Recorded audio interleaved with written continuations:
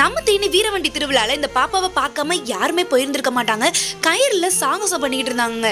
கையில குச்சி வச்சு கீழே முட்டிங்கால் போட்டு தட்டு மேல நடந்துகிட்டு இருந்தாங்க. ரிங்கு மேல நடந்துட்டு இருந்தாங்க. செப்பல் போட்டு நடந்து காமிச்சாங்க. அந்த கயிறுலயே பயங்கரமா சாகசம் பண்ணிக்கிட்டு இருந்தாங்க. பார்க்கவே பயங்கரமா இருந்துச்சு. இதெல்லாம் பாராட்டி மக்கள் வந்துட்டு தட்டுல வந்துட்டு காயின் அவங்களால முடிஞ்ச அளவு காசு போட்டுட்டு இருந்தாங்க. அப்பா என்ன திறமைப்பா அப்படின்ட்டு. ஆனா இது திறமையா ஒரு பக்கம் பார்த்தாலும் அவங்க வாழ்க்கைக்காக அவங்களோட அந்த வாழ்க்கையை வழி நடத்தணும் அப்படின்னு சொல்லி நடத்துறதுக்காக அவங்க எவ்வளோ கஷ்டப்பட வேண்டியது இருக்குது அப்படின்னு நினைக்கும் போது பார்க்கவே ஒரு மாதிரியாக இருந்துச்சு. ஒரு சின்ன பாப்பா இவ்வளோ சாகசம் பண்ணுறாங்களே. ஸோ பார்க்கும்போது எனக்கு வந்துட்டு ரொம்ப பக்குன்னு இருந்துச்சு.